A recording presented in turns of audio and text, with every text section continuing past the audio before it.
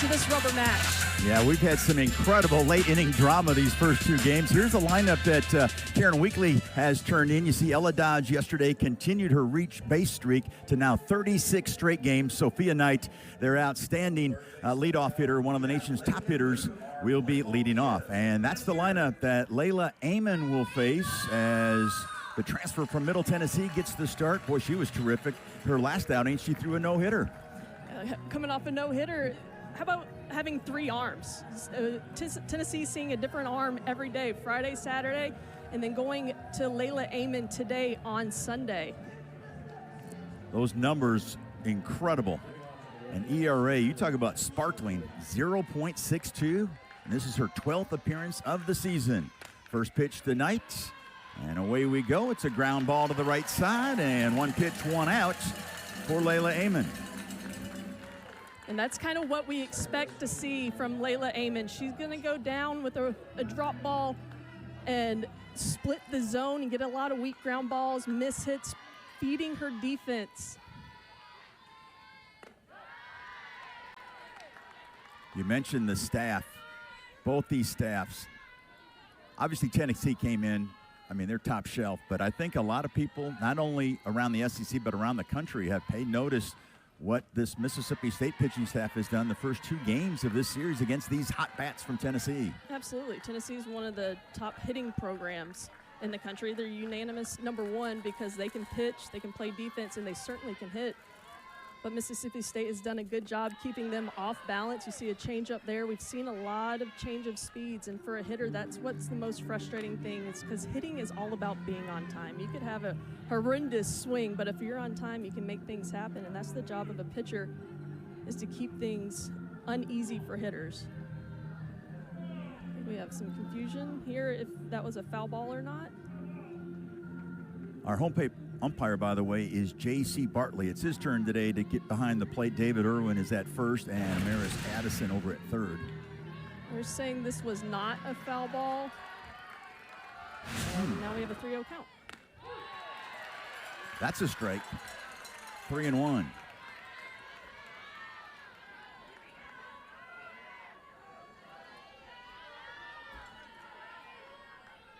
Dodge, the sophomore, the redshirt sophomore infielder, leading the team in a handful of categories.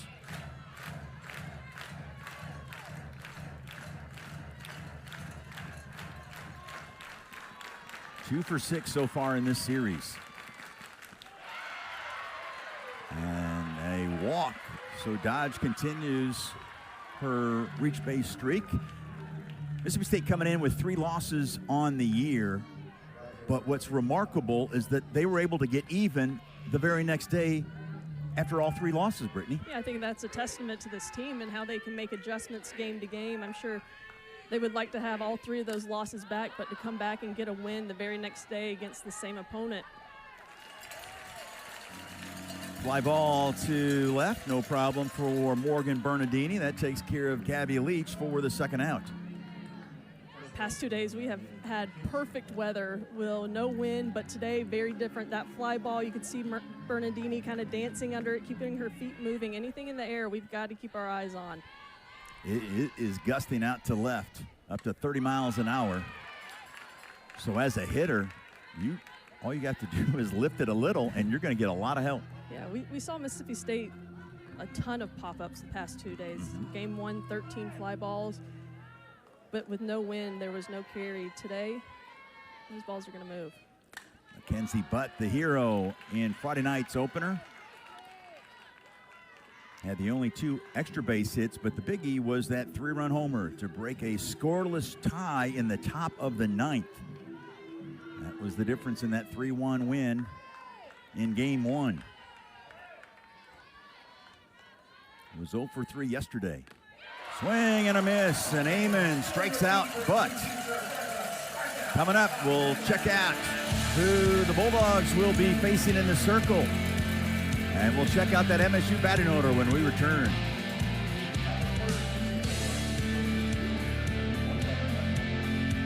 State's batting order today. To no surprise, we're highlighting Taylor Troutman. The Bulldogs have scored just 2 runs in 2 games, and they both come on solo blasts by Taylor Troutman, including the game winner, the walk-off yesterday against Tennessee. And this is the lineup that will face. Look who we will have in the circle today. Coming back from her injury, Carlin Pickens, the consensus 2-time first-team All-American. In fact, she's earned SEC Pitcher of the Year in back-to-back seasons, Brittany. She's had an incredible career at Tennessee.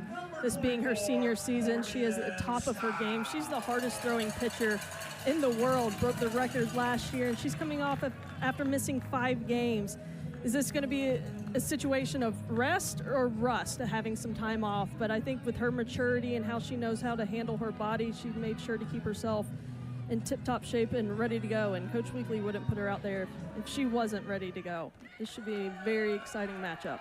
Yeah, cannot wait. First start in a while. There's a swing and a miss to Morgan Stiles.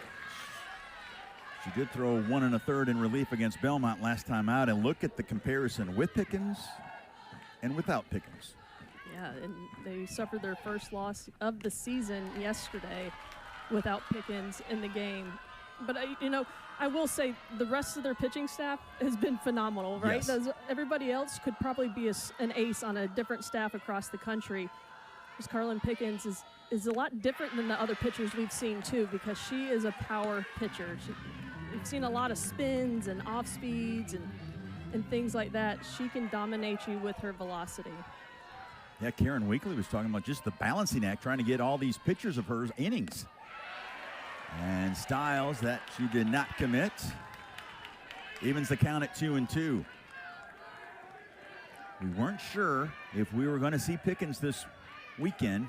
She's been day-to-day ever since that last outing, went 1 1/3 against Belmont.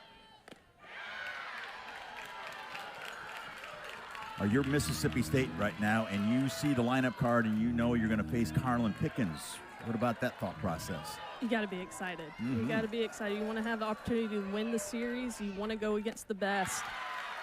And she shows just how good she is. No rush there against Morgan Stiles. A strikeout for Pickens to start her day.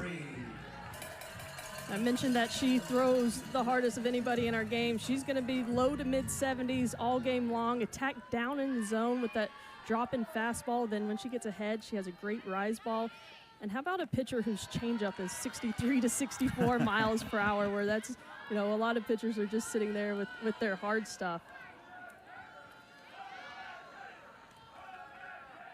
2024-2025 SEC Pitcher of the Year.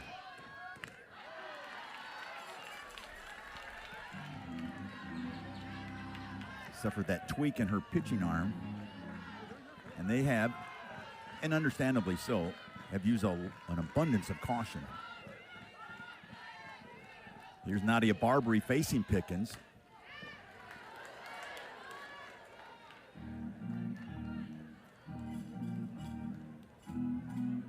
One thing that Karen Weekly was telling us about Pickens is that she's just unusually mature. She doesn't get caught up with all the drama. In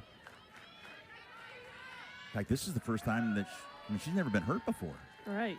And she mentioned she attributes that to not just her taking care of her body, but she was a great multi-sport athlete in high school. Played basketball, volleyball. Coach Weekly said she could have played in college in any of those sports, but we are so lucky she chose softball because what a joy it is to watch her throw. Barbary rolls one to the left side, long throw, and in time to get Barbary. Nice job there by Bella Fall, and there's 2 outs here in the bottom of the first. Pickens really working that inner half of the plate to the first 2 hitters of Mississippi State. With her velocity and getting in on the hands, it's so hard when somebody's throwing 70 plus to get your barrel out on something inside, and she's really been trying to jam the hitters. Here's Kiara Sells. Hit second yesterday, back to the 3-hole here today. One of the 7 seniors on this year's squad.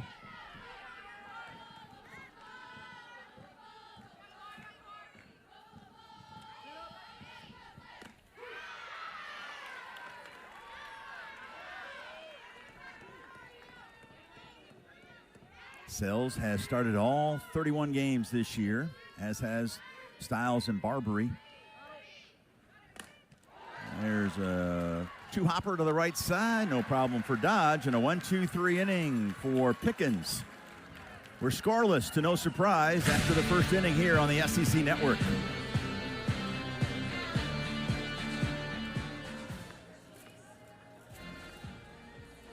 For success, she was just one defensive error away from a perfect game, also didn't walk anybody. Coming into this game after throwing a no-hitter, you've got to be confident.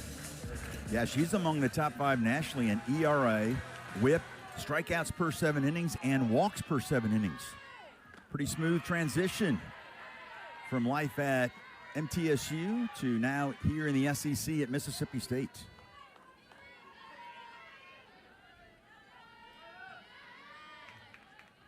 And as you mentioned, a third different arm for these Tennessee hitters to see this weekend. Alyssa Faircloth, yes, she took the loss on Friday night, but she was terrific.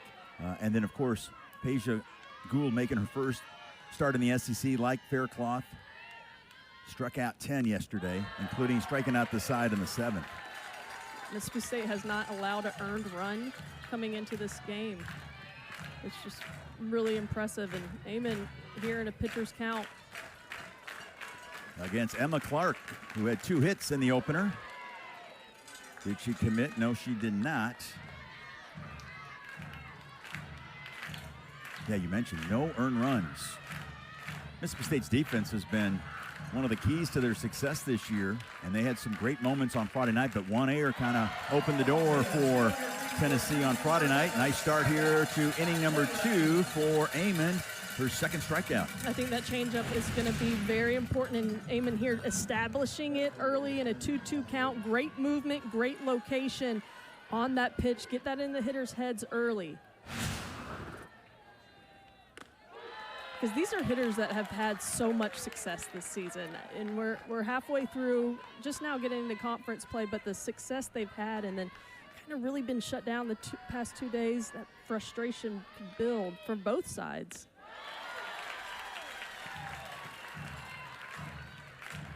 I don't think there's any question about that. Amon struck out Butt to end the first. She struck out Clark to start the second, and she strikes out Alana Leach on a called third strike.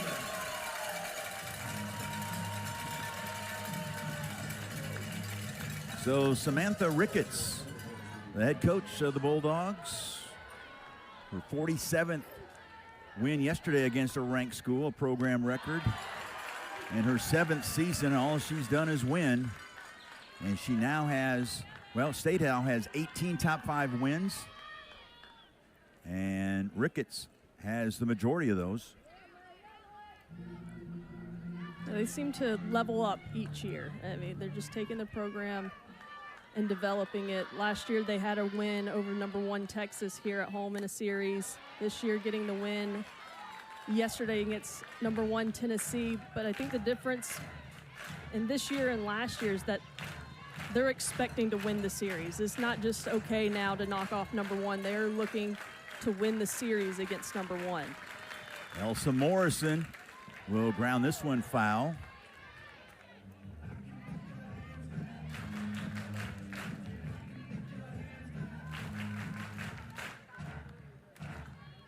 Ricketts has led the Bulldogs to 6 of those top 5 wins. Looking for another one here today.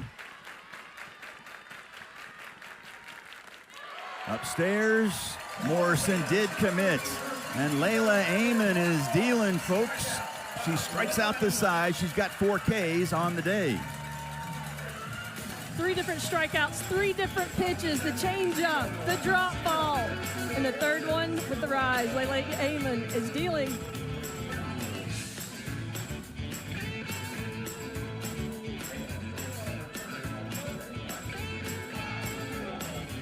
Moves in between innings here as we get set for the bottom of the 2nd inning.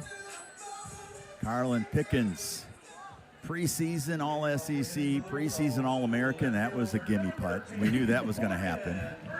She's just been fantastic throughout her career, consistently on top of her game, and has, leveled up her game each year too. Really working on changing speeds, not just relying on 75 miles per hour, which she can get away with quite a bit of the time, but never satisfied, and that's why she's one of the greatest pitchers in our game. Morgan Bernardini will try to figure her out. Hitting cleanup again here today. Taylor Troutman on deck, and then Des Rivera, the 4, 5, and 6, facing Pickens. I mean, we could use this whole half inning just talking about Pickens and what she's accomplished in her career. So it's up to the Bulldogs to try to figure out that equation here today.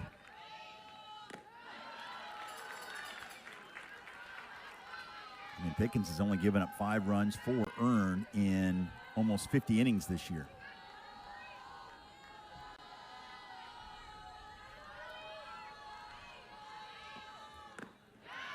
Check swing. She did commit. And Bernardini now has to guard the dish. She has started all but 1 game this year, the senior.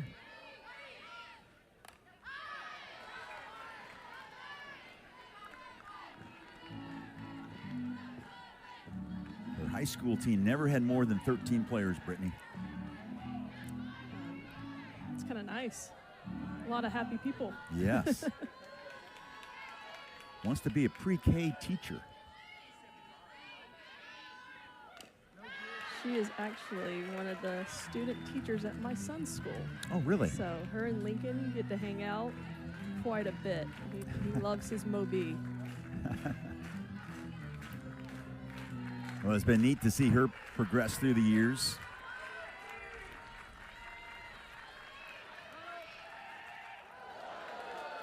Little Bull Durham there. Yeah, I was just going to say, making sure these hitters don't exactly, you want them a little loosey up there. I don't know if you're comfortable anyway when 75's coming at you, But hey, here we go. Wake up. Maybe it was for the fans behind home plate. I'm sure somebody flinched. Oh, no doubt.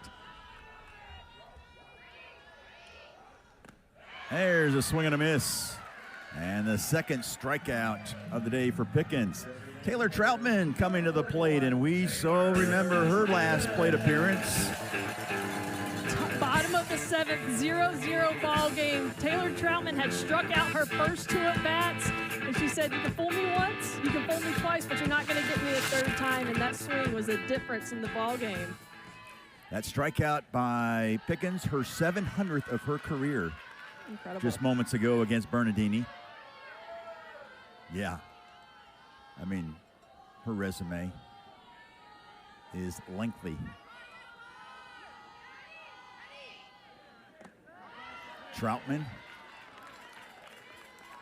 In case you missed it yesterday, you can check it on the ESPN app and also secsports.com. Enjoyed talking with her. A little post-game interview. She was like, oh no. Fell behind 0-2. And after striking out her first 2 times up. Yeah, I think she's doing a nice job here, too. Her teammates ahead of her have been chasing pitches out of the zone. She's showing really good patience against Pickens, not chasing. You start chasing off of a pitcher as good as Carlin Pickens, you're just playing into their hand. 3-0 the count. Troutman taking. Called strike.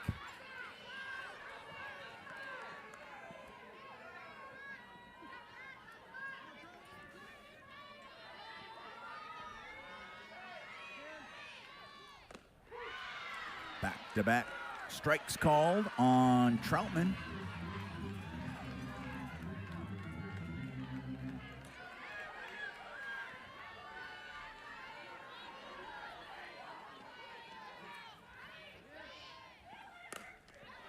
Chopper to the right side. Ella Dodge takes care of Troutman for the second out.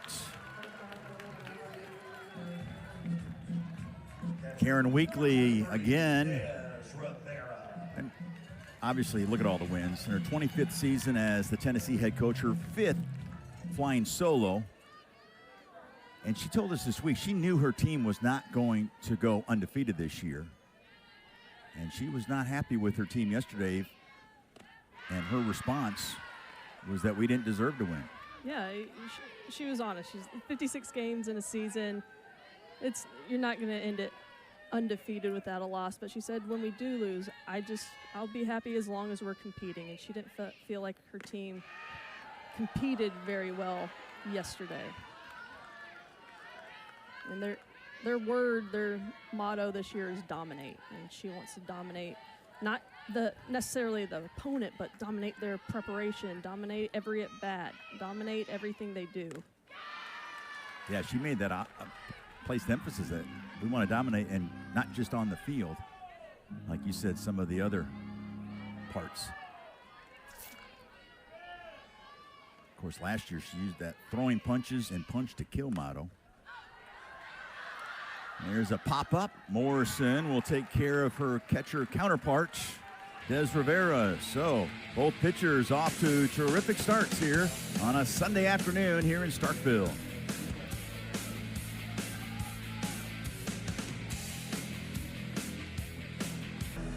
Another terrific crowd here on hand in Starkville. Yesterday, Bulldog fans set the school's regular season attendance record. More than 2,100 fans, 2,134 to be exact. Third time in program history that they had more than 2,000 fans here at News Park. The other two were part of the 2022 Starkville Super Regional. Another great crowd here today. There's a base hit down the left field line by Taylon Hawley. And Hawley goes oppo with a leadoff double here in the top of the third, and we finally have our first hit. It's a nice shot by Hawley. Inside outs this pitch, coming from the left side, gets a ball out over the plate, doesn't try to do too much with it. You can see Nadia Barbary, the third baseman, pulled in tight and off the line. Had no chance at that ball just based on how hard it was hit and where it was placed.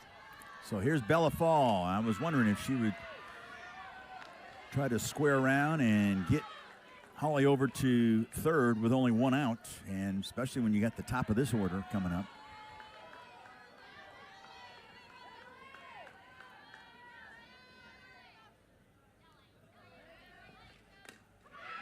Bunt is foul. You know, yesterday, Brittany, the first hit for either team did not come until the 6th inning, so we're a little ahead of pace here today. We are, but, you know, it's Sunday. It's game 3. Anything can happen. So we played 18 innings already in this series, and 16 of them have been scoreless. There's Amon taking care of Fall for the first out, but now you've got Hawley at third. And the top of the lineup up.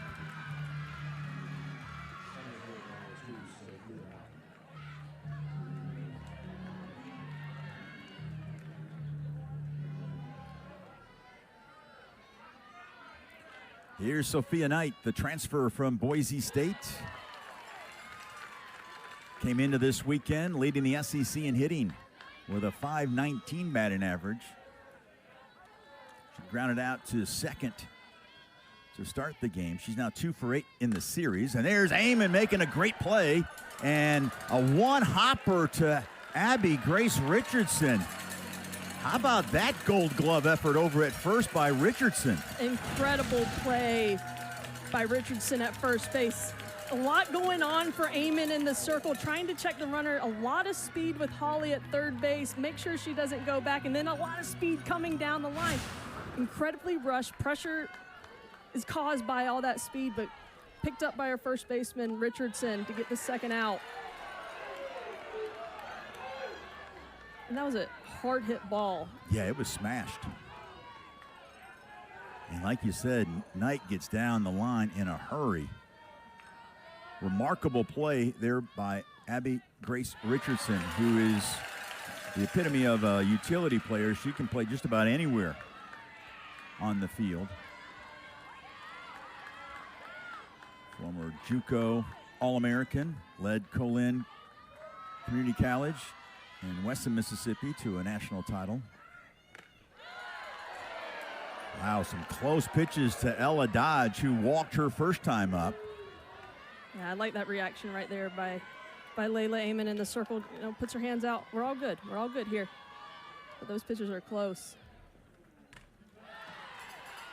And I think she was getting more of that side of the plate earlier in this game, but she's going to make the adjustment. A mature pitcher, and I like the body language and her response.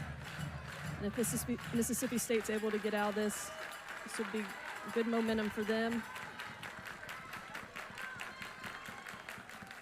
Oh, a wild pitch. Rivera's throw to Amon is not in time and went in and out of her glove. I don't think that they would have been able to get her anyway. And Hawley scores on a wild pitch, and Tennessee has the early advantage. And this one just gets away from Amon, trying to go up in the zone. He's gotten a couple swing and misses on that one. That one just too high. Rivera behind the plate, not able to handle it.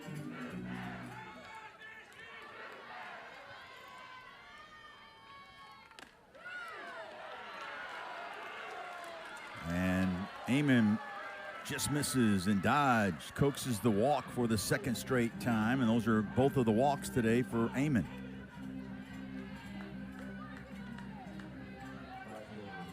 She tried to go back to that inside pitch. Real close. That's 3 times. You see it here, curve on the inside part of the, I guess to the umpire, not part of the plate. But he was consistent in that at bat and was not getting that pitch. That's J.C. Bartley. We've had this crew obviously all weekend. Everybody's taking a turn being behind the plate. There's a smash headed up the middle. Nice backhanded play. How about that? That was nifty. Schaefer the flip to Stiles to force Dodge, but Tennessee scores first.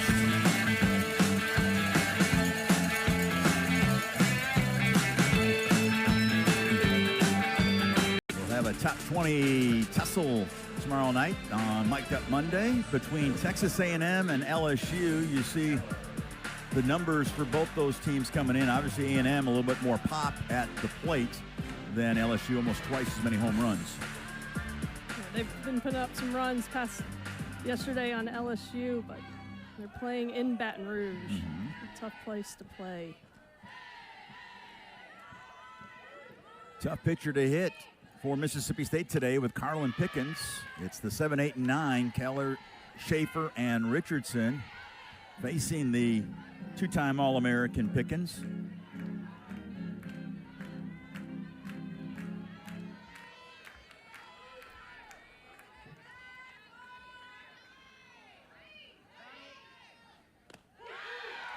Strike 3 called. And Pickens now with 3 strikeouts on the day, 1 in each inning. The previous hitter, she was dancing around the zone. McKinley Keller, 3 straight pitches over the plate.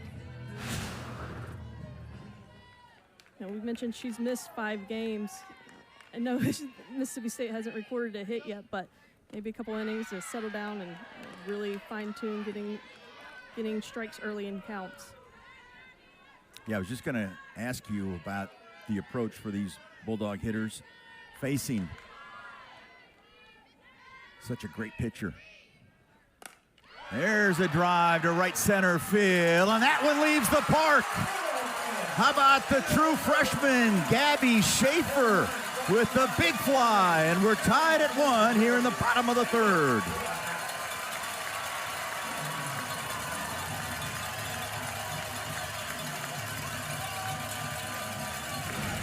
You're asking me about the approach for the Bulldog hitters. I think this is what Sam Ricketts wants them to do. I mean, this is just a great piece of hitting. She's on time, she's on plane, and this was a low line drive the whole way out. I did not think it was going to clear the fence, but it certainly carried out, and what a moment for a freshman.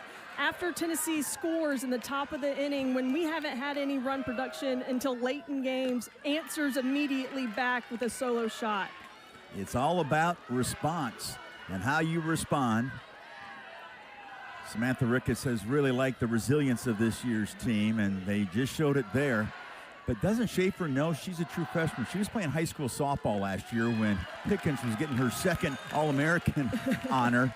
Is she supposed to do that against Pickens? No, you're not. But the game doesn't know. The game doesn't care, right? Right, absolutely. Here's Abby Grace Richardson, the number 9 hitter. Schaefer's blast has definitely woke up this huge crowd. They're certainly letting the umpire know Yeah, I was that just they're going to say. here now. Yes. They also have greeted J.C. Bartley behind the plate. Richardson check swing. The appeal down to first. David Irwin says yes.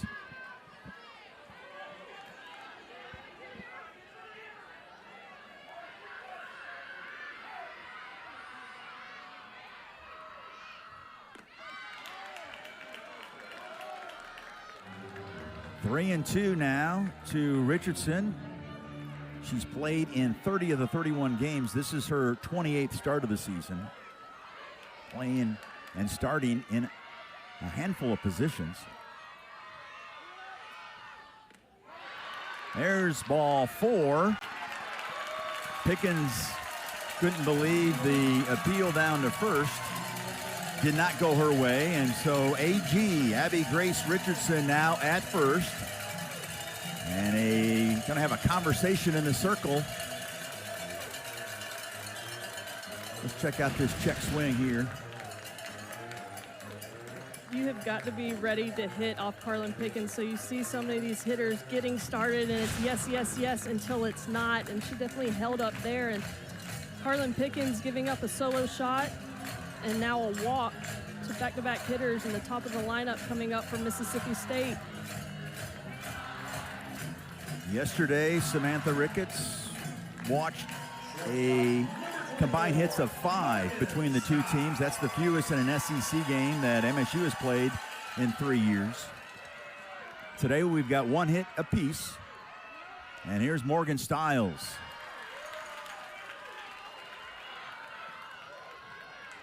Stiles 1 for 3 yesterday after going 0 for 4 in the opener.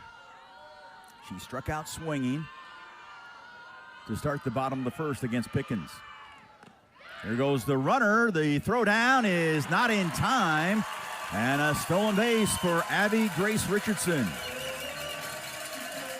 Look, I think they caught everybody off guard there.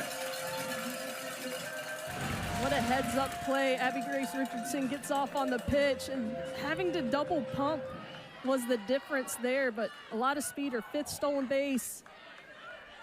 I'm not sure what Morrison saw behind the plate to kind of make her double pump there. It seemed like the coverage was there by Dodge. We just caught off guard. Yeah, I think Coach was asking her about that as well. And now, looks like Coach Weekly might challenge if Richardson left early. She was pointing down toward the bag. Yeah, I think you're right on it. I couldn't imagine anything else. And Samantha Ricketts is like, what's up? Get some confirmation here.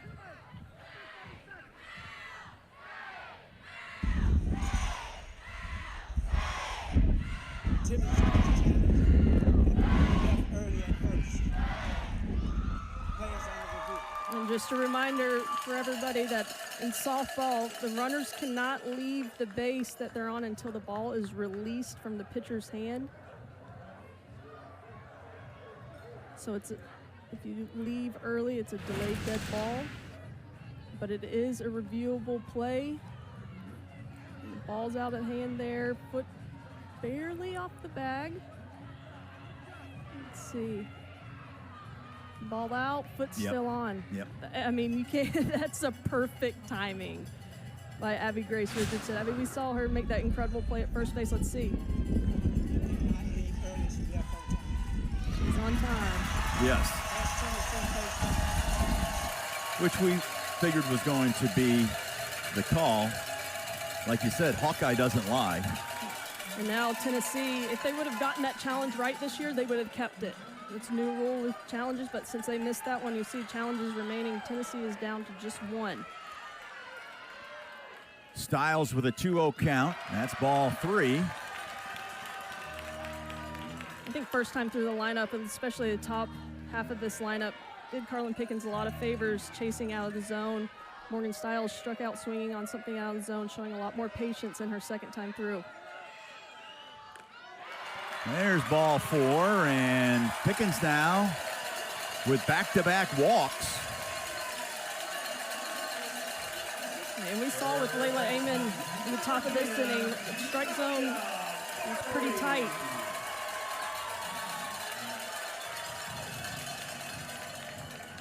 Barbary stepping into the batter's box. She has a hit in 8 consecutive games and has reached safely in 11 straight. Pickens did retire her on a grounder to short back in the first. And that's a 7th straight ball from Pickens. Most of them down below the zone. Barbary fouls it straight back. Pickens 6-0 this year. She went 25-11 last year with a 1.17 earned run average. Over 300 strikeouts last season by Pickens.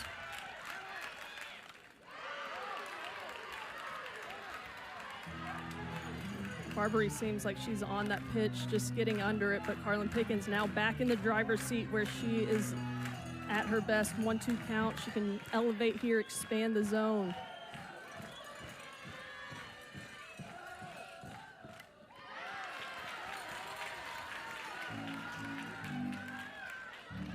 She's fouling them straight back. Does that mean she's close? As a hitter, you know that makes you feel good, right? But 1-2 count, you still have to protect. Chopped. Going to be a tough play. And Bella fall. Boy, that was anything but easy, but she made it look easy. Both runners, though, scoot up a base. Richardson now at third. Stiles is at second with 2 outs. Yeah, she made that look routine. That ball stayed in the air. Took a long time to get to her. Had to deal with Richardson running across from her. No hesitation. Smooth at shortstop.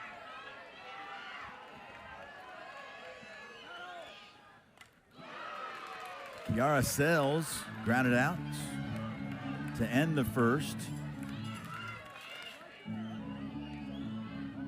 Double figures in home runs for the 2nd straight season. She's another one of those Bulldog players that didn't see a lot of action at the beginning of her career, but boy, she has blossomed the last couple of years, and look at what she's done among other SEC players.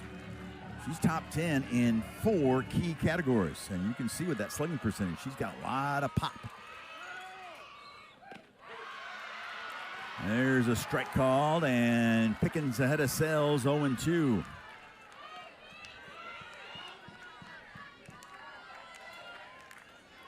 Bulldogs with a golden opportunity with 2 in scoring position here to take the lead, and Sells lifts one to center, drifting back at the edge of the track, and Sophia Knight takes care of Sells and the Bulldogs.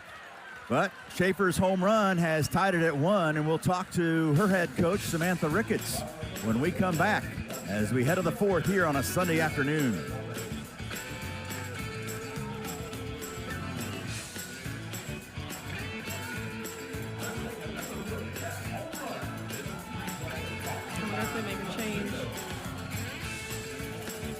Change. Peja Gould, who made her first start in the SEC yesterday and was beyond sensational. Yeah, she came out and she can spin the ball. One of the best pitchers with movement in the country. In her first year in the SEC, we were wondering how she would come out in her first start in the SEC play, and she was lights out.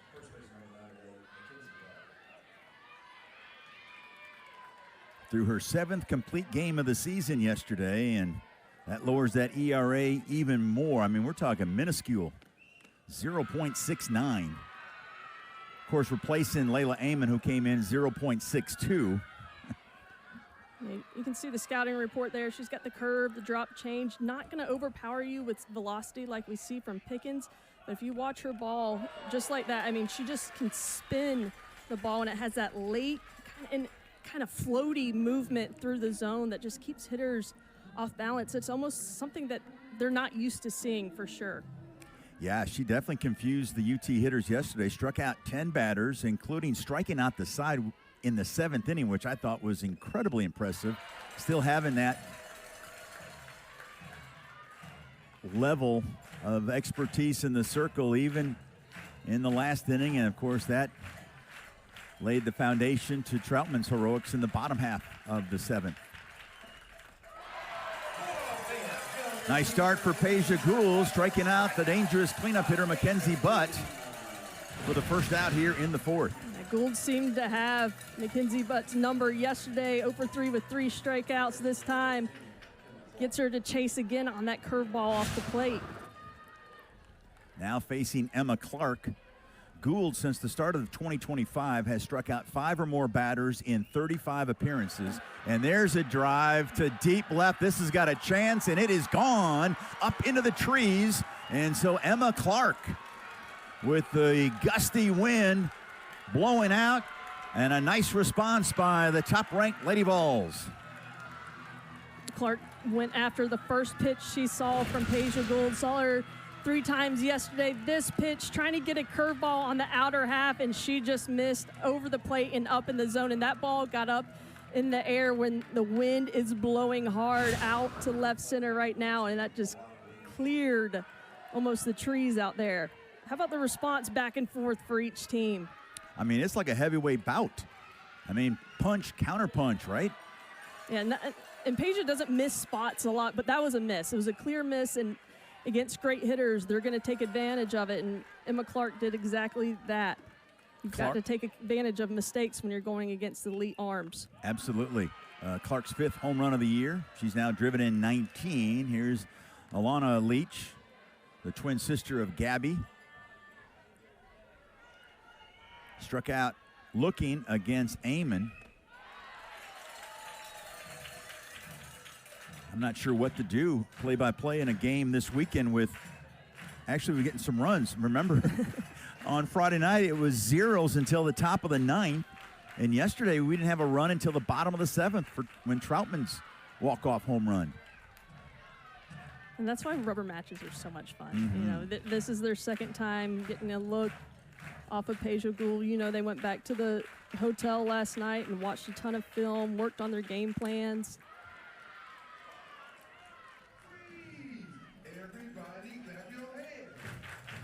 You see Leach there asking the umpire if that pitch would have been on or off the plate. Trying to get a feel for what's coming to her.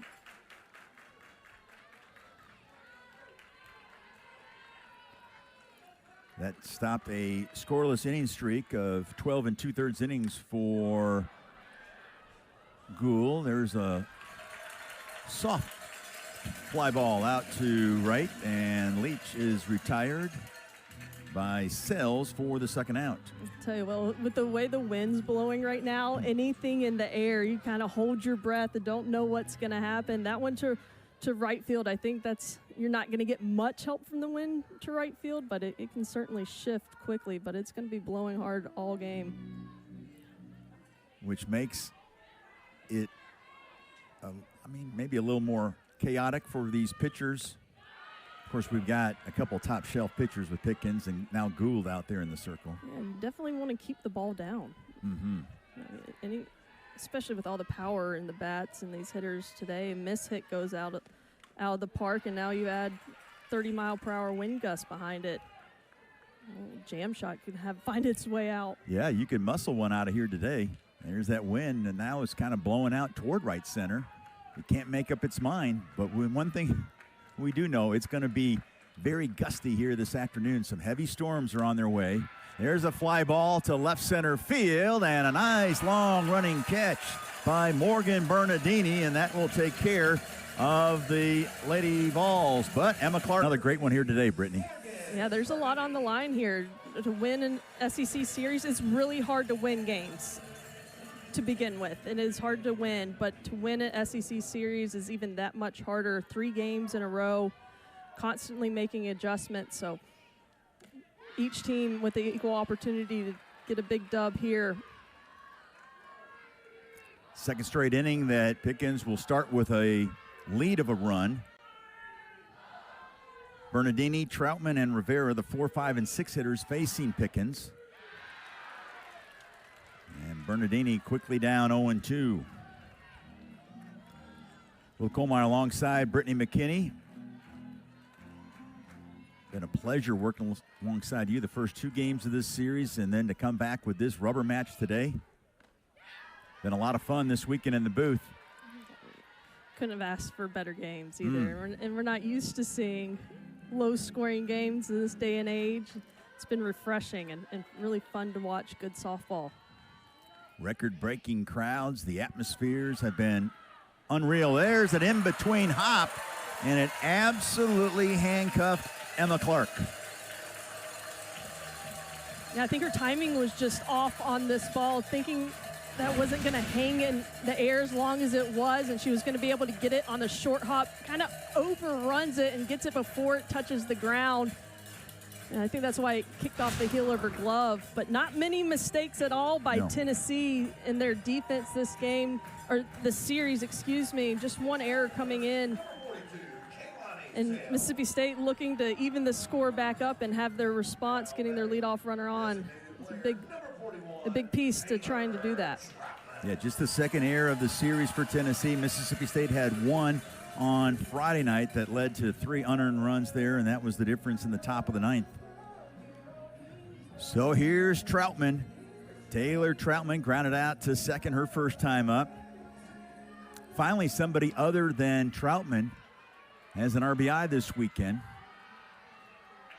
And that was Gabby Schaefer's solo blast last inning. There's a grounder to second. Dodge to fall. The relay to Butt. And Tennessee turns a 4-6-3 double play.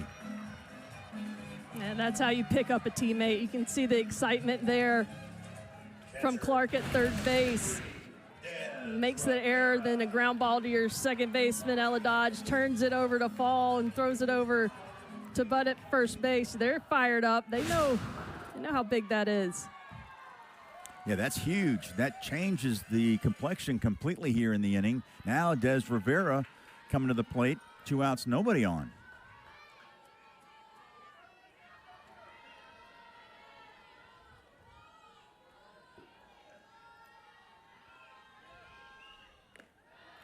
Just to go back to that play, Mississippi State took one of their fastest runners off the bench, too. Kaylani Sells had come in to pinch run.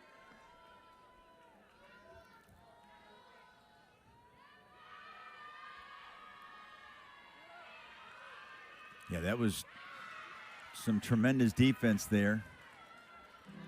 Very crisp on the 4-6-3 double play. Rivera has started all 3 games at catcher.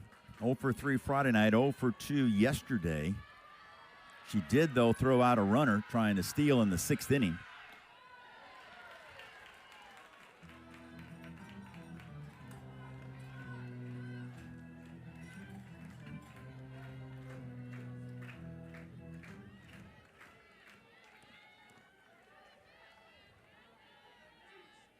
Have some dirt in the eyes.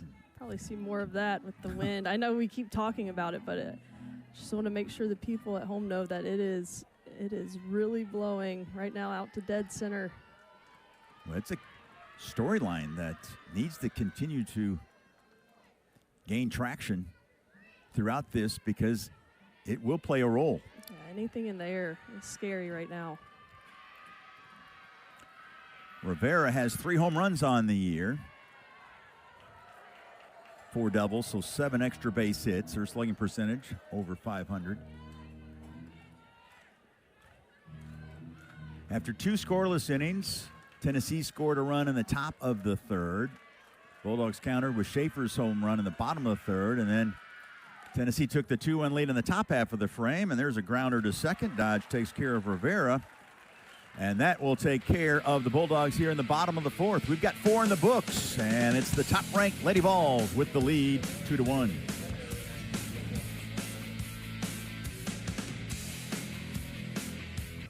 Both these pitching staffs were elite, and they have shown it all weekend long. At least we have a few more runs. We only had 5 combined coming into this game in 2 games, 16 innings, actually. We got 3 here today. And 3rd game of the series, you kind of expect the hitters to start to catch up as they make adjustments, watch film, but it's still a 2-1 ball game in the 5th inning. It's just still seeing elite pitching happening in the circle. It's It's been a very frustrating weekend for the hitters, but they keep grinding. Yeah, Bulldogs with just 6 hits this weekend. Tennessee now with 10. The 10th was on that Emma Clark solo home run in the top of the 4th that has given the Lady Vols this 2-1 lead on Peja Gould and the Bulldogs. Here's Hawley, who led off the 3rd with a double.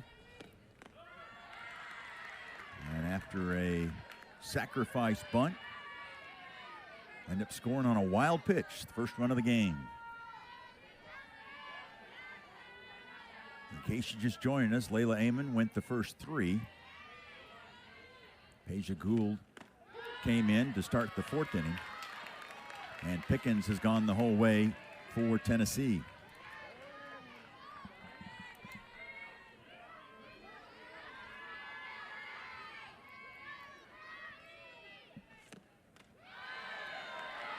Peja Gould thought she might have got one there, but the appeal, no. So it's 3-1 the count. You know, the inside part of the plate into lefties has been real tight for Layla Amon earlier in this game, and now Peja Gould trying to get there. There's a grounder to Abby Grace Richardson, and that takes care of Hawley, and that's not easy to do. She was hitting 500 when leading off an inning, including that double to lead off the 3rd. Yeah, she really was that spark plug that got some offense going for Tennessee. So 1 out, nobody on for the number 9 hitter, Bella Fall, who had that sacrifice bunt to put Hawley at 3rd with only 1 out there in the 3rd. I really like what Coach Weekly told us about their hitting approach, is that Gould can hit all planes, all locations of the zone, and spins it so well that they can't try and cover it all. So they're going to pick a side, split the plate in half, look to one spot, and hope she brings it there. And if you have that kind of mindset, if you're splitting the plate, if that's close to that zone, you better be swinging or you're going to find yourself in a hole. Bulldogs have made a couple defensive changes. Tatum Silva is now out in left field. Kalani Sells is in center. There's a swing and a miss. And a strikeout for Gould. That's her 2nd of the game. And this pitch down in the zone. 0-2 though. Fall has to protect. A lot of movement at the end of that pitch. You can just tell you get hitters in swing mode when you're going against elite pitching. I think that's just what happened there, and Peja Gould able to take advantage of it. Sophia Knight. A couple ground outs here today. One of those to Schaefer at 2nd to start the game, and then Amon took care of her in the circle back in the 3rd. You see hitting coach Craig Snyder right there. Sophia Knight looked to him, got a couple words, but he's been a busy man trying to figure out this Mississippi State pitching staff. You see him over there working on his clipboard, just spewing knowledge every at bat, every pitch. Year 2 of Coach Snyder's plan here at Tennessee. His approach, he's big into situational hitting. A little small ball. He said home runs will come. And we've seen them come, but they haven't placed. There's not been a lot of situational hitting. No, that's true. Runners on, so, you know, and it has. It comes down to one big swing when you have great pitching on both sides. Coach Weekly was telling us this is an offense with no superstars. I mean, no returning All-SEC or All-Americans, but she likes the productivity of her lineup 1 through 9. And here's the catalyst right here, Knight, but that's Abby Grace Richardson with a couple putouts here on some grounders. We go to the bottom of the 5th inning. It's the 7, 8, and 9 hitters for the Bulldogs when we come back. Here at News Park in Starkville as we head to the bottom of the 5th inning. Alongside Brittany McKinney, I'm Will Kohlmeyer, along with the rest of our crew. And once again today, pitching has been a problem for these hitters. Yeah, aside for a couple runs scored, one in the top of the 3rd, an immediate response with a solo shot by Gabby Schaefer in the bottom of the 3rd. And then Emma Clark responds immediately for Tennessee with the solo shot of her own. And it's kind of been back and forth in the 3rd and 4th inning, but things have kind of slowed back down. Mississippi State looking to get a run on the board, even this up. And we're already in the bottom of the fifth. I tell you what, pitchers' duels go by fast. The past 2 days, we've had some quick games. Even the 9-inning game on Friday went quick. Yeah, Taryn, joking around with Taryn McKinney, Mississippi State's outstanding pitching coach. She said, you like how quick these games have gone, Will? That's what happens when you get great pitching. And we have definitely, boy, the pitching has just been amazing this weekend. Third base umpire, I think he killed the play. No pitch. I'm not sure why. I don't think Carlin Pickens understands why. Maybe that pitch comm device right there on Rutan's glove fell off and killed the pitch. We have a 0-0 count. Let's do it again. It actually favors Pickens. You have to erase that ball. There's a strike on Keller, who was caught looking in her first ever plate appearance against a two-time All-American in the circle. Keller, a true freshman.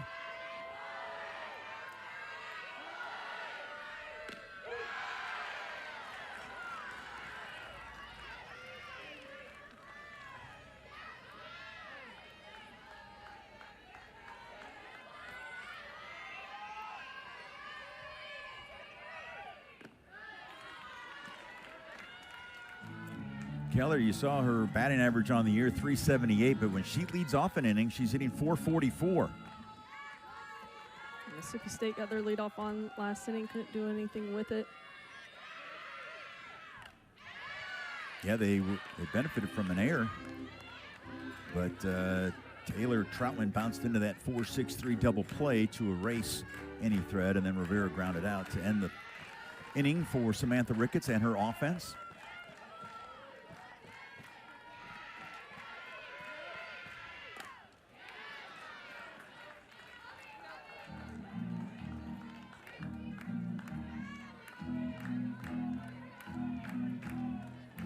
Pickens so far today, first 4 innings, 1 run, 1 hit, 3 strikeouts, 2 walks. And that's a good hold right there by Keller. That's a tough pitch to lay off because you know that rise ball is coming at some point in this at bat when you're behind with 2 strikes.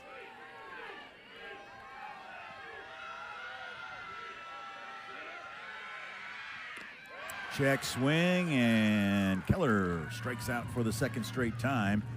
And that'll bring up Gabby Schaefer. I just said that Pickens has only given up 1 hit today. It was by Gabby Schaefer. Kaboom. And it was just a quiet, simple swing, too. You hear a lot of times, let the pitcher supply the power. Pickens has a lot of that with her velocity. And she just kept it simple and threw her barrel to the ball. Low line drive got out of here.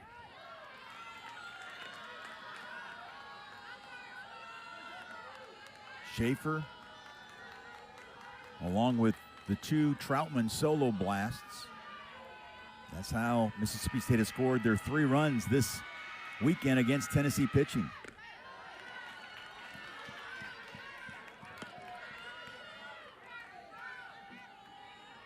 That home run by Schaefer, her 4th of the season.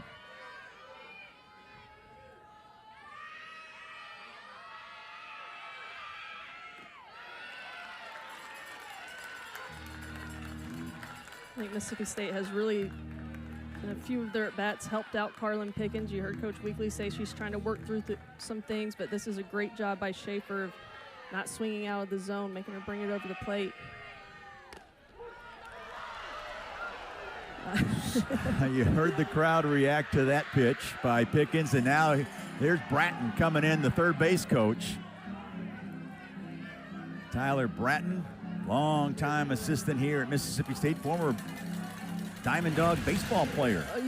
I just want to clarify that it looked like, I mean, that's not a strike. You missed that one. That's ankle. And it happens. Umpires miss one, but Tyler Bratton was not yelling at Gabby Schaefer as it might have looked there, but making sure the umpire could hear him. He was talking to the umpire through his player. There's ball 4, and Schaefer with the walk. That's the 3rd free pass of the game by the All-American Pickens.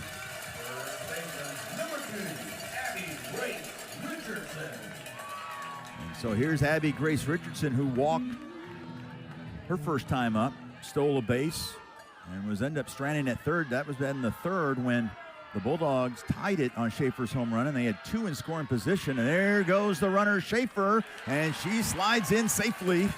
Another stolen base for Gabby Schaefer. That's her 5th of the, check that, that's her 6th of the year in 7 tries. Second stolen base of the game, and you can see here Fall holds on the tag on, saying the Schaefer came off the bag. Umpire right there on top of it, but Fall looks pretty convinced, and now she has convinced Coach Weekly to come out and have a conversation. Remember, she challenged something earlier in the game, lost that challenge, so she has 1 left. When we get to the 6th inning, umpires can initiate a challenge themselves, but prior to that, it has to be initiated by the coach. And it looks like they are potentially going to challenge that Schaefer's hand came off the bag, because this is a big moment. 1-run ball game, bottom of the 5th inning. We'll get a look at it too. I mean, she's safe by a mile, but going in so hard. Is safe at second. It's under review, being challenged by Tennessee. I mean, that's close. Mm-hmm. I mean, she went in so hard that she went through the bag. But great job by Fall to keep the tag on. Yeah, smart. High softball IQ by doing just that. And in my opinion, from that angle, I didn't see any light between. Mm-mm. I mean, it was just by a fingernail, I think. But we'll see what the people in Birmingham will let us know. Yeah, over there in the SEC offices. All right, Hawkeye will tell us a true story here. Boy, look how Hawkeye. See her hand on the bag, still on the bag, still on the bag. Hey. I don't know if you can see because of the cleat. The shoe might block. Well, maybe there. I mean, it's just so close. I mean, this is with a lot of these reviews. I mean, if it's kind of lean towards what's going on, what happened on the field. But I could see where Fall thought, you know, she was off the bag too. But I'm gonna give you my guess. I think it stands. Well, you're perfect on the weekend, so I'm gonna back you up, partner. I don't think it's gonna be confirmed, but I think it stands. After review, the call at second has been changed. The runner is out. Wow. Tennessee contains a challenge. They have 1 challenge left. Yeah. And Tyler Bratton now down the third base line is asking for a conversation with David Irwin, and David's like, no. I think Bratton's still fired up over that missed strike, and I think his argument is that Schaefer's hand was pushed off the bag. That's too bad because she obviously had the base stolen. You see the glove there kind of swiping away. I mean, there was no intentional pushing her off the bag. She's just keeping the tag on, which you're taught to do. So no stolen base for Schaefer. And that's back-to-back innings. It felt like Mississippi State was getting something going, getting a runner on, last inning leadoff on, then a double play, and now getting a runner on and caught stealing. Tennessee doing a good job of kind of slamming the door shut real quick. That was just an unfortunate play. Pickens wanted that call. Had a big smile for the home plate umpire, J.C. Bartley. 3-0 the count to Richardson. He had the green light. Yeah, and I like that. I like the green light 3-0 because Pickens is a great pitcher, and if she needs to throw a strike, she knows how to throw a strike. And you're not going to get a lot of pitches over the heart of the plate. Bulldogs just 1 for 14 against Pickens here today.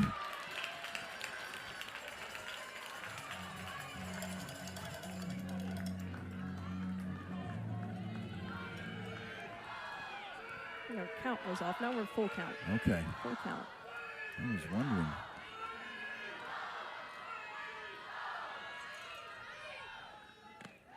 There's ball 4, so back-to-back walks by Pickens. He now has 4 in the game. And yes, I was just getting ready to ask you, Brittany, if we will have a conversation in the circle, and sure enough. Yeah, I think we have a little action in the bullpen. Yep. This is Pickens' first game back after missing 11 days and 5 games in between there. And with it being, an injury to her pitching shoulder, you see Margeco there. She started game 1 and was outstanding. You don't know if there's a pitch count on Pickens, but when you see pitchers come back, you really look at control as the #1 indicator of how they're doing. And Carlin Pickens doesn't walk a lot of people, and back-to-back free passes here and a couple scattered through the game. Just checking in with her, seeing how she's feeling. Well, we talked about it earlier. Pickens, the hardest thrown when it comes to pitcher in the world, and it happened last May in the first inning against Nebraska. Pickens threw the fastest recorded pitch in softball history, 79.4 miles per hour, almost 80 miles an hour. That's getting to the batter's box. I mean, you're blinking and it's already past you. The previous record for the fastest pitch in history, also held by Pickens, a little over 78 miles an hour. Earlier last year on March 24th against Arkansas. So yes, she can bring it. She says her speed's her superpower. Yes. It certainly is. Stiles walked her last time up, struck out swinging back in the first. 1 for 8 in the series with that walk.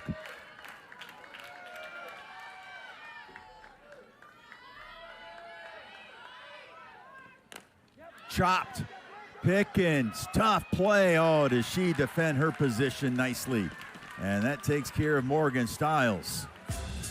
So the Bulldogs can't take advantage of a couple walks here in the bottom of the 5th. We go to the 6th, and it's the top-ranked Lady Vols still leading by a run.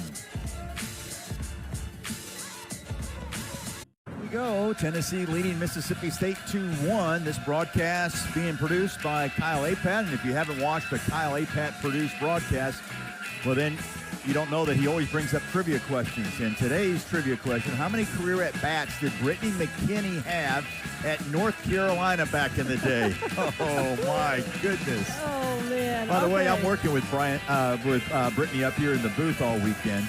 I'm trying to stall. One. That's a good one. Man, oh, man. I wondered, Kyle told us during the break that I had no chance at this question.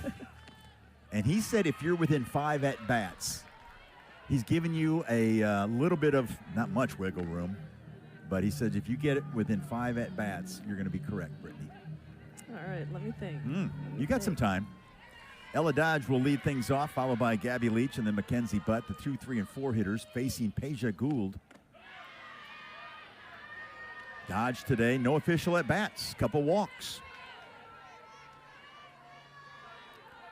So that batting average stays at .357. On base percentage, now over 500 at .516. Wish we had, we took a shot here in the booth with one of our cameras. You can see Brittany I can see you kind of trying to figure out, let's see, writing down, okay, so if I had 150 at-bats, okay. It's the game within the game, folks. 3-1 the count to Dodge. She's on the verge of walking for the 3rd straight appearance at the plate. Oh. I think we can tell what her plan was. She was looking for something inside, and her eyes got real big. Coach Weekly was talking about these hitters picking a side of the plate, picking a spot, and she saw that one coming in, and she was just so excited to get it way out in front. Yeah, she smoked that one, and her teammates are glad there's a netting protection there in front of the dugout, and there's a walk for the 3rd straight time to Ella Dodge. We're going to give you a little extra time. We're going to wait till after the 1st out, Brittany. I appreciate it. Yeah, I'm trying my best. I always got extra time in school, too. Did you really? Because you were such a good athlete? No, just playing. We've seen. Sounded good. But I will say that the state has been aggressive when they've got a runner on first, and that's a lot of speed with Ella Dodge on first base. See how aggressive they want to be with a 1-run lead and no outs here. Yeah, she's got 8 steals on the year, been caught 3 times, so about 73% her stolen base percentage. She has already scored 28 runs this year. Here's Gabby Leach.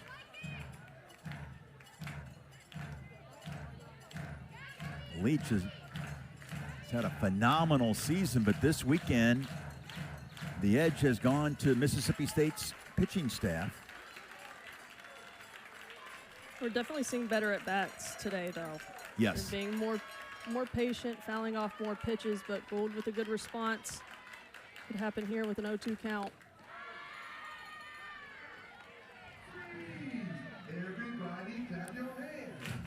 So Brittany Leach is behind the count, 2 strikes, and you're 1 strike away from having to come up with an answer too, by the way. All right. I'm not trying to put any pressure on you.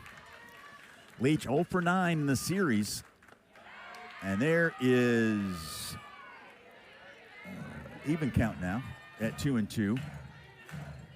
Kind of paused a little bit with the strike zone that we've had. Here's the 2-2. Swing and a miss. And a strikeout for Peja Gould. She now has 3 on the day. Okay, Brittany, how many career at-bats did you have when you were a star at North Carolina? Now this is a tough one because I feel like I got walked and hit a lot, so not plate appearances. And I hope I'm not just so far off that this is hilarious. I'm going 562. 562. So we'll see how close you were as Mackenzie Butt swings and misses. Wow. I'll take it. That's 516 career bats. That was... Our producer said he'd let me have within 5. I'm just glad I'm within the same 100s. Yes. Got the first number right. Yeah, I mean, a lot of people would have thought it'd been okay if you weren't even in the same hemisphere. I mean, that's a while back, been a few years, a few moons ago, and especially like you said, you reached base a lot of times with walks and getting hit by a pitch. Here's Mackenzie Butt. She reached base twice in Friday night's game. In fact, she had the only 2 extra base hits. So far today, a couple strikeouts, swinging. 1 against Amon to end the first, and then Peja Gould struck her out, her first batter that she faced today in the 4th. But bounces that one foul.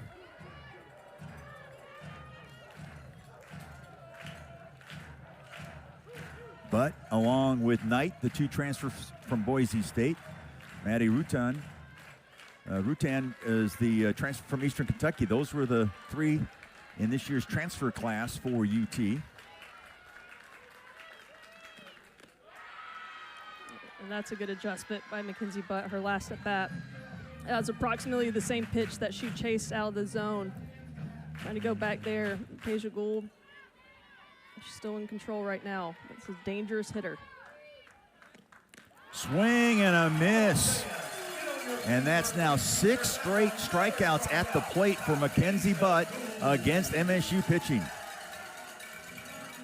I feel like the pitching staff from Mississippi State, after Mackenzie Butt hit that 3-run blast to take the lead in the top of the 9th in Game 1 and ultimately win it, has just been kind of picking on Mackenzie Butt right now.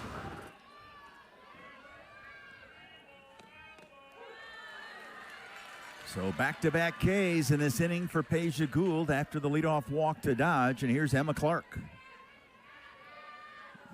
You see, what do you think? What's she thinking right now? I couldn't even tell you, but I will tell you that both pitching coaches have done a great job calling games. I mean, you can only do so much with these hitters to keep them uncomfortable, and two great pitch callers in this series. There goes the runner, no throw. And Dodge is now in scoring position with 2 outs. Yeah, great guidance for both of these pitching coaches. Taryn Mowat-McKinney that you just saw for Mississippi State, and Megan Rhodes-Smith for Tennessee. Both these pitching staffs have grown and developed into, well, both of them you could call one of the nation's premier units.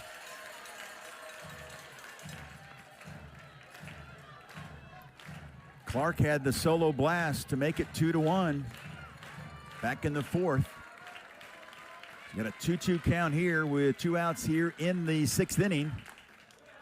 And that one bounced right off the foot of Clark. Bulldogs will have Barbary, Sells, and Bernardini, the 2, 3, and 4 hitters, coming to the plate. Bottom half of the inning. Whoa. Thank goodness for the little bit of protection there, but I don't know if that even helped. No, those hurt.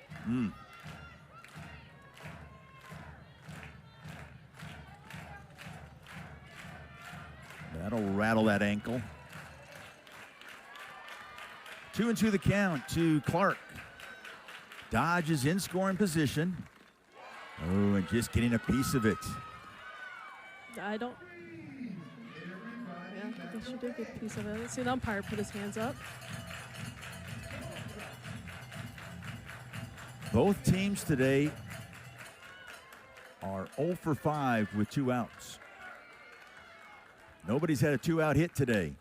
And there a smoked off the bat of Emma Clark, but snagged by Kalani Sells, and that'll take care of the Lady Vols here in the top of the 6th. Mississippi State coming to the plate. They're trailing the #1 ranked team in the country 2-1.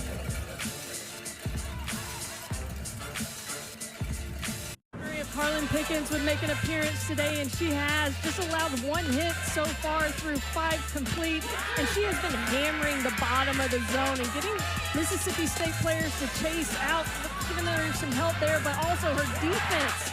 Anytime Mississippi State gets runners on her, any kind of pressure, the defense has been behind Carlin Pickens all day.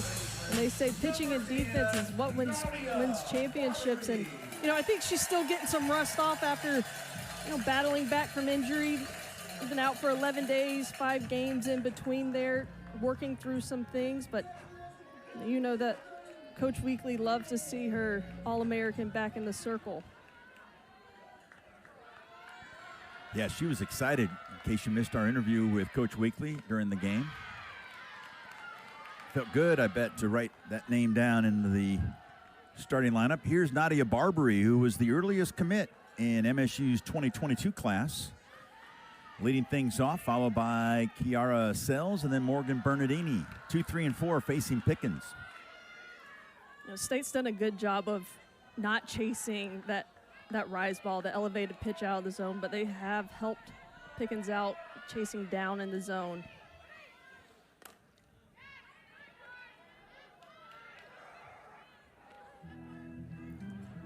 Today, once again, very few runs and very few hits. We have 3 runs combined on 3 hits. I mean, this pitching is just, extraordinary. Definitely does not. How about just dynamic or dominant? And especially if you look at the kind of the state that our game is in now. Oklahoma hit 100 home runs in 25 games. Just the long ball, and it's all been about offense. It's been so refreshing to see these 2 teams battle out 1-0 games. Now we've got a 2-1 game. And it really, any mistake that you make can be the difference in a game. And that's fun. Pressure's on every pitch. Here's a big pitch here to Barbary, and she stays alive. Yeah, and to take that point a step further, that, social media-wise this weekend, these national softball, college softball accounts are just, they are paying notice to both of these stats in both of the games. It's been must-watch. It's unanimous #1, Tennessee, suffering the first loss yesterday, but looking to respond and rebound here. Slow roller to the right side. Ella Dodge with a little underhand toss. And that takes care of Barbary for the first out here in the bottom of the 6th. Barbary now with 3 ground outs on the day. You talked about Tennessee going down yesterday. Alabama also lost yesterday to Arkansas. So Grand Canyon is the only undefeated team left in the country. Here's Sells, a ground out and a fly out so far today. Wind still blowing, and it is really gusting out to left field right now. If Sells can just lift one. I know that's easier said than done against Pickens, especially with the fact that she keeps it so low. She is staying down in the zone today.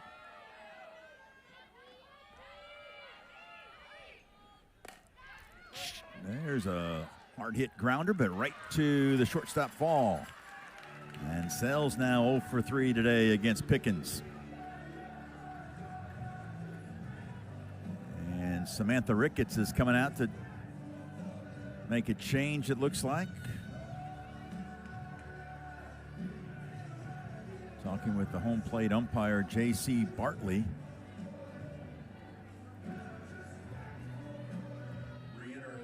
Oh, okay. Just re-entering Bernardini.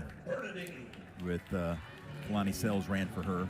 You never know. This is the time in a ball game that we see Coach Ricketts go to her bench, and she has great depth up and down that bench and her team that she's constructed. And we saw in that first game when she went to the bench and brought in Taylor Troutman, she hit a solo shot.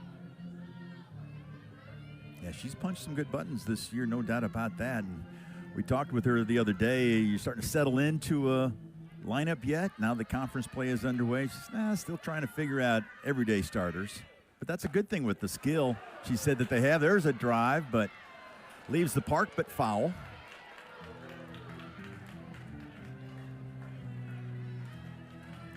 And I think that's a good problem to have if you're a head coach. Of course, you want some consistency in your lineup, get consistent at-bats for hitters, but having depth nowadays is huge. Bernardini. Right off her foot. 0 for 2 as she reached on an air last time. Coach Ricketts was telling us the hitters, up and down the offense.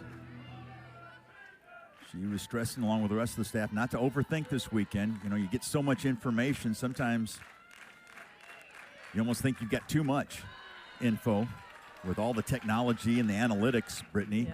Yeah, it's a real thing, paralysis by analysis. You get just so much, and once you step between those lines, try and turn all of that off, and it's easier said than done. They were trying to simplify the approach versus all these elite arms this weekend. Check swing, and they say on the appeal that Bernardini did commit. So a strikeout for Pickens, her 5th of the game. We've got 6 in the books, and Tennessee still leading by a run.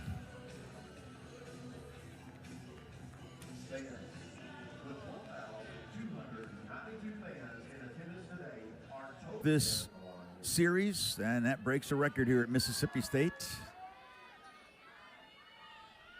And if you haven't seen the lines, if you missed the beginning of our broadcast the last couple days, you can check out. I know I posted them on my social media accounts, but the lines for it was 90 plus minutes before the first pitch, and there were hundreds and hundreds of folks waiting in line to get in. Yeah, it's been a great atmosphere here this weekend, and you know, this Mississippi State program is up and to the right. I mean, they keep getting better every year, and Starkville loves to support their teams, and they've come out strong.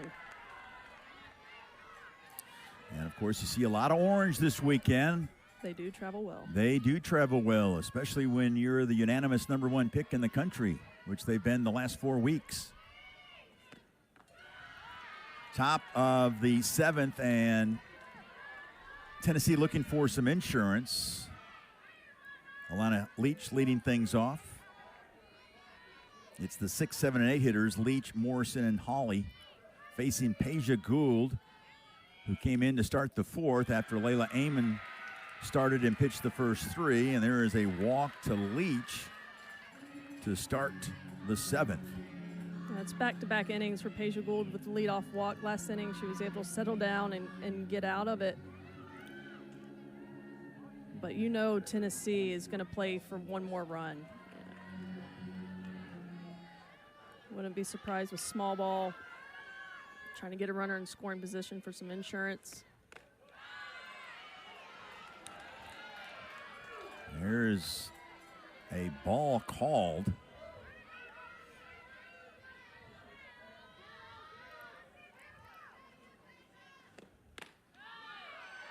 Can I please rewind the clock a bit with you, Brittany, and back to your catching days? Not too far long ago. When you're missing some of those calls and you're seeing some of the calls on maybe on one side more than another, how do you approach that? I didn't approach it very well as an athlete, as a student athlete. Let me tell you that. My coaches had their handfuls of me. I always felt like I had to protect my pitcher, and sometimes my mouth would get the best of me. Not the best way to approach it, but I think you can definitely have these conversations with umpires, just facing forward, not making it obvious, asking, hey, where are we missing? Are we too far in? Are we too far? Is that low? Even though you know the answer, that it's not, but make the umpire think about it a little bit. A 2-1 count. Smashed past Barbary into left. And speaking of catchers, that was Elsa Morrison, the Tennessee catcher, getting the base knock. Just the third hit of the day for Tennessee. And something we did not see yesterday in Peja Gould's outing was falling behind hitters. She was always working ahead in pitchers' counts, and that's when she was able to get hitters to chase. Today, these hitters are being much more patient, understanding that there is a strike zone, a smaller or tight strike zone, I guess you would say today. And then they're making Peja Gould bring a ball over the plate, and when she does that, you saw right there with Elsa Morrison, puts a barrel on it through the 5-6 hole. Karen Weekly going to the bench. Maddie Rutan pinch hitting for Taylin Hawley. And by the way, that base hit by Morrison, the first of the day for both teams with a runner on base. Tennessee now 1 for 8. Mississippi State 0 for 4. And here comes Taryn Mowat McKinney to come out and talk to Peja Gould, who last year pitched for Columbia in the 2025 Pan American Championships. And now Samantha Ricketts is going to come out and talk to the infield. And there is Alyssa Faircloth warming up in the bullpen. She was outstanding on Friday night. 8 shutout innings, and then in the 9th, an error kind of put Mississippi State in a bit of a hole, and then Mackenzie Butt, a 2-out, 3-run homer. All those runs were unearned, but Faircloth took the loss to go 7-2 on the year. Yeah, her changeup really had these Tennessee hitters confused or frustrated. But, this time out to go talk to Peja Gould, seeing the control issues after the walk, and then the first pitch ball, not competitive pitches either. It's the last couple. That one got past Rivera as Rutan was willing to give up her at bat to bunt, but the pitch was high and a wild pitch for Gould. And then when you're catching a pitcher with a ton of spin and then that bat's right in front of your eyes, it's not an easy task for a catcher to do. But now we've got runners second and third, a 1-run ball game. Going to put a pinch runner at second base. The infield is going to be brought in, and they're going to be looking to cut down the runner at the plate. Second and third, less than 2 outs. Ball on the ground is almost an automatic go, and it looks like you're going to probably have a pitching change here too as well. Schuler is coming in to pinch run out there for Morrison. And here comes Alyssa Faircloth coming in to replace Peja Gould. We're going to step aside. We'll give you some numbers for Faircloth when we come back. Tennessee threatening to stretch out a lead here in the top of the 7th.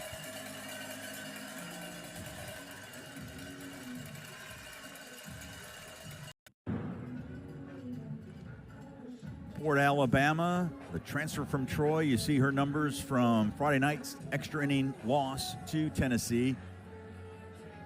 Pitched really well. 8 shutout innings. You see her numbers on the year, 1.60 earned run average. That'll get it done. Yeah, it's important to go against, when you're going against an elite offense like Tennessee's, be able to change speeds, and she did that really well Friday night.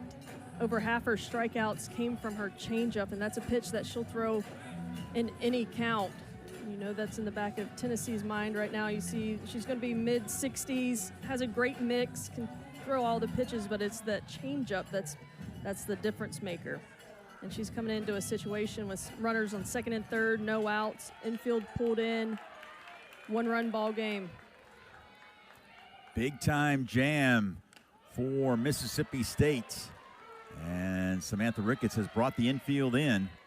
They're going to try to make a play at the plate. They're going to have to somehow figure out a very difficult equation here in the top of the 7th against the nation's #1 ranked team.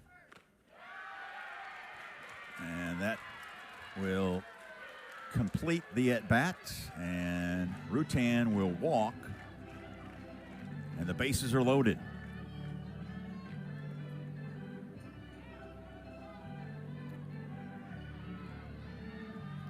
I still think infield's going to have to go for. As hard as runs are to come by in the past couple days, you've got to play at the plate, not looking to turn a double play or anything up the middle, and you've got to make sure those middles are pulled in close enough to get the runner at the plate. Got some speed at third base with Leach. Here's Meredith Barnhart for the first time this weekend, pinch hitting for Fall.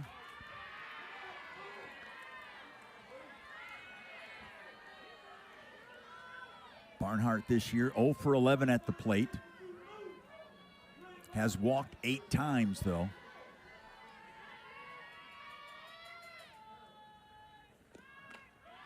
Not very often, Brittany, you see a 0 batting average, but a .421 on base percentage. And hey, I think Tennessee has done a fantastic job of being patient at the plate. They were not over-aggressive, especially when they haven't had the success that they're used to this weekend. You know, struggling a little bit against elite pitching, but they did not come out of who they are. They stayed true to the zone, focused on the plan, especially today. They have not chased out of the zone. There's a strike called. In case you missed our broadcast Friday night, we talked about Alyssa's leading the nation in whiff rate, 45%, and called strike plus whiff rate with a strike on almost 44% of her pitches. See her change up there. That's a pitch that she throws in any count. 2-2. It's her go-to pitch. Just held on to it a little long here. Big pitch right here. Yeah, the screws are tightening here in the top of the 7th in a 2-1 game. Rubber match between these two powers, and there's a swing and a miss. And Meredith Barnhart is a strikeout victim. Alyssa Faircloth's first of the day. She worked hard for this one. This pitch, the curveball on the outside part of the plate. Barnhart just underneath it.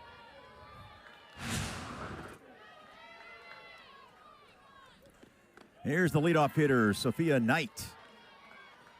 3 groundouts so far here today. 2 for 10 in the series. And we're talking about the SEC leader in hitting coming in to this weekend, top 10 nationally. There's a strike called.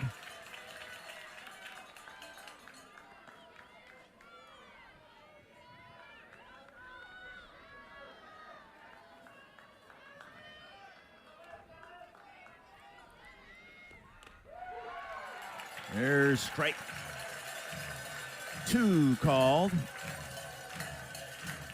Had a little something extra on it from Faircloth. You can, she's fired up after that last strikeout. Swing and a miss. And Faircloth strikes out Knight. And there's now 2 outs. Had a little trouble getting her changeup across for a strike, so goes to 3 straight curveballs, that left to right movement. Back-to-back hitters, swing and a miss on the curveball for strike 3. Now 2 outs. Infield's able to back up, have some more time on anything on the ground. But if Mississippi State's able to get out of this, that's some major momentum going into the bottom of the 7th inning. But Tennessee's still with an opportunity here. Strike 2 called.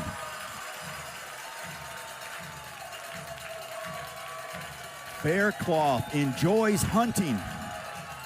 She's hunting big time here with the bases loaded and 2 outs. She's looking for a strike and or out, and now Ella Dodge calls time. Faircloth, when she got that ball back from Rivera, she was on the rubber. She's ready to go. She's feeling this moment right now. The 0-2.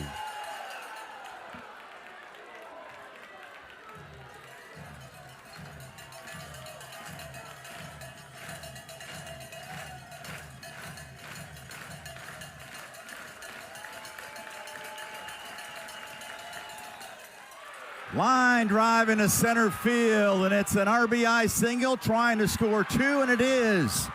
How about Ella Dodge? You talk about clutch. A 2-out, 2-strike, line drive single to center to plate 2, and Tennessee now leads 4-1. This pitch just leaked over just enough over the plate that Ella Dodge is to throw her barrel out there, hit it back up the middle, and Tennessee is able to cash in on a couple walks and extend the lead 4-1. Most runs we've seen scored in a game. That's exactly right. We only had a combined 5 runs in the first 2 games coming into this one. And you can just feel, I mean, the momentum shift. State, you thought Faircloth was about to pull a Houdiniac and get out of that mess. But it's Tennessee, the top-ranked Lady Vols, with a terrific at-bat by Ella Dodge. And now 4-1 lead, and that one just got past Rivera. The throw down to third is not in time, and so Tennessee's not done yet. They've got 2 in scoring position with 2 outs with Gabby Leach at the plate.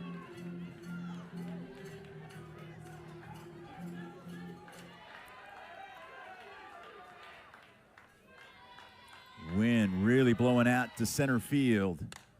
And this one's lifted to right.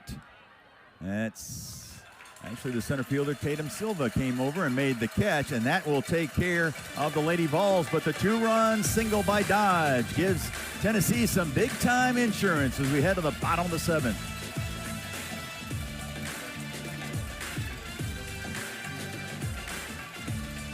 Joining us, you've missed a whale of a rubber match between number 1 Tennessee and number 14 Mississippi State. Thanks to that Dodge 2-run single, Pickens has a 3-run cushion. Mississippi State has tried their best to keep these hitters off any kind of rhythm. They've used 3 different pitchers today, and they've combined for 10 strikeouts.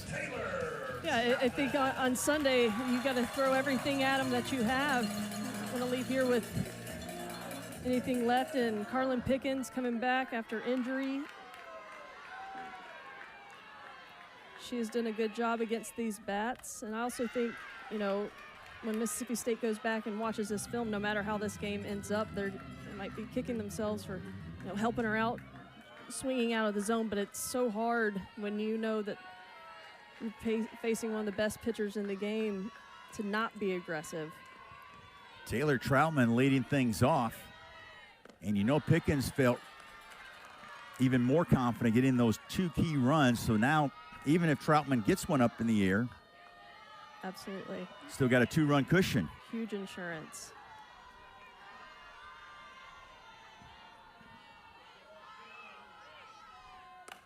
And Troutman, oh, what a play by Ella Dodge. Dodge flashing some leather here in the bottom of the 7th to take care of Taylor Troutman. Ella Dodge is having a great game at second base. We've seen her turn a couple double plays, and then this one, that ball looked like it was getting through, but Dodge with a nice first step, laying out. That first out is so big in the late innings, especially in the 7th. And here's Des Rivera, 0 for 2 today against Pickens. I'll throw you out a number 3. Tennessee has produced 3 NFCA first-team All-American pitchers over the past 3 seasons. I'm not going to throw a trivia question, not like Kyle at. But, of course, obviously we know Pickens, the last 2 years. Remember a couple years ago, Peyton Gottschall? Oh, yeah. Oh, yeah. It's a All-American pitching factory under Karen Weekly. There's always a standout in this circle, and a lot of pitchers want to go to Tennessee and play there, and they find success. Ashley Rogers was an All-American the year before in 2023. This is Rivera. Bounce into fall for the second out, and the Bulldogs are down to their final out. You know, I just think back to how different this series is than the one that Tennessee and Mississippi State played in last year. Last year it was 3 run-rule games. Mississippi State taking that middle game last year, but just completely different vibes from each team. And now we've been in close games, low-scoring games in this one, and now Mississippi State down to their last out. Kenley Keller, check that. That's Abigail Stevens pinch hitting for Keller, who went 0 for 2 today.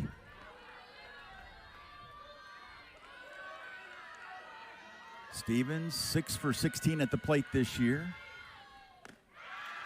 I had the pleasure of calling her first career home run, but she finds herself in a jam here. 0-2 quickly to the All-American, the 2-time All-American, Carlin Pickens. Pickens trying to close the door, and she does just that. A complete game victory for Carlin Pickens in her return to the circle. She was fabulous here today. Welcome back, Carlin Pickens. But I tell you what, she did a great job in the circle, but any time that Mississippi State was starting to threat offensively, the defense really stepped up in a big way. Double play, caught stealing, a great play to start off this inning. They were firing on all cylinders today. Their offense made a couple of adjustments, but what a series we had. And I tell you what, I hope these two teams face in the SEC tournament because they are very evenly matched. It's been a fun weekend, but Tennessee is able to come out on top with the series win. No doubt, yeah. Had a big time sharing the booth with you, Brittany. But for now, we'll wrap up our broadcasts, and what a trio of broadcasts they were. So for Brittany McKinney and our outstanding crew, led by our producer, Kyle Apad, our director, Adam Gilman, and the rest